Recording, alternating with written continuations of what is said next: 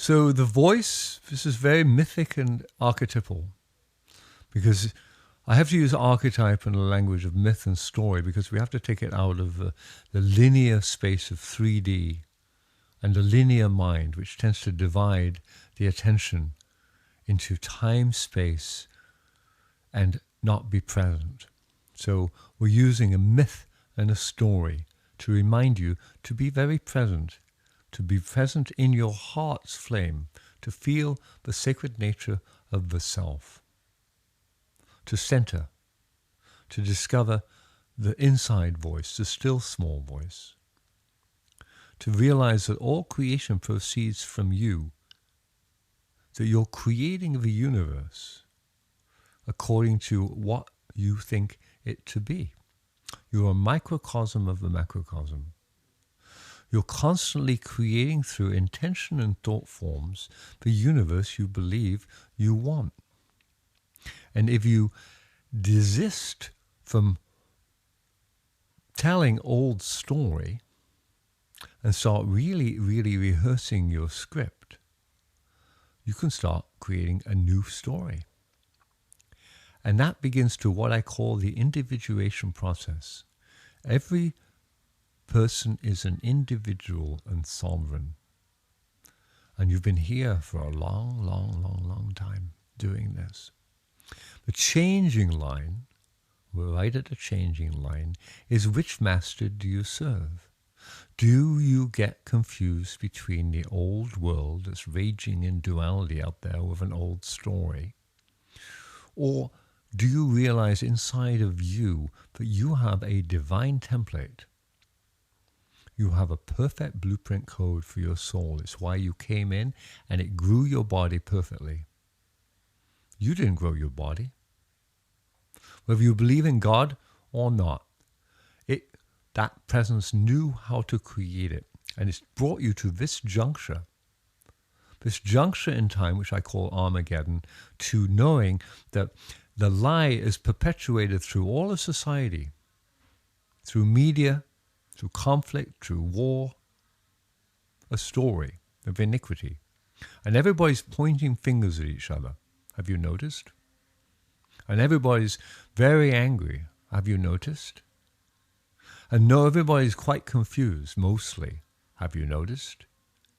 But there's a few that have gone before to lay the template true. Walk through the field, the prophets, the seers, the masters. And there are many of them. Christ Yeshua was one master. So was Mary Magdalene. And so was Buddha. So was Kuan Yin. So was Muhammad. So was Lao Tzu. So was Moses. Each one laid a template, a divine message from God. Now, God is very miscomprehended through religion. Let me just straighten it out. God is the spiritual world unseen. It's how the male aspect of the universe works. The feminine aspect is the body. We live in the body. We live in the earth. We are the earth. We have an earth body, but we have a spirit inside. So we're father and mother substance. This isn't a religion.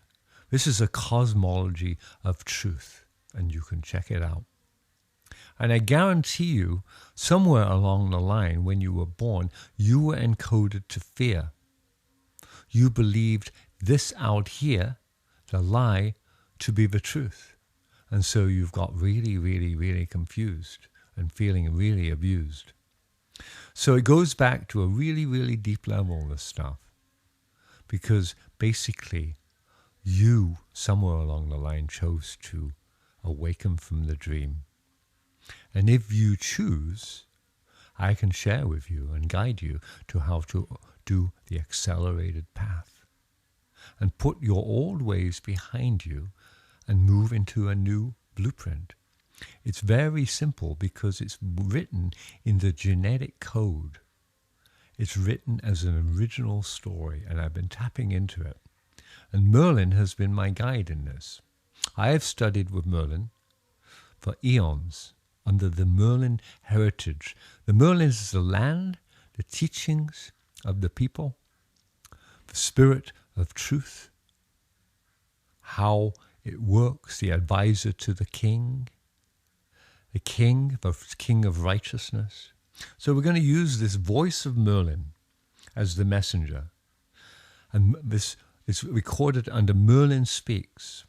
So I'm producing myself. Of course, I'm the Merlyn, but I'm not taking it as a personal thing. I'm taking it as an impersonal thing. I'm testing my thesis with you because you're also a voice. And we're going to call it the sword in the stone material because it reveals in the quest the nature of the sacred sword Excalibur. And the sacred sword is simply, if you decipher the letters and words, the sacred word, sword. The power of the word itself, the logos, the original power. Have you noticed on the media, everybody believes their story. They're reporting on iniquity. It's kind of overdrive. It's always a bad story, right? It always lowers the vibration. How come the media doesn't tell anything of the good stories, except rarely? Well, that's why we have the internet and cyberspace. And the stone is simply the tone, the vibration, the sacred tone, the sound. And that sound belongs to music. And it belongs to the heart. And that's why it's being cultivated in Avalon of the heart. Because the art and the heart resonate under the same frequency. So artists and musicians are very much wanting to play in the fabric of a new story and tell their songs and cycles. So we're going to begin.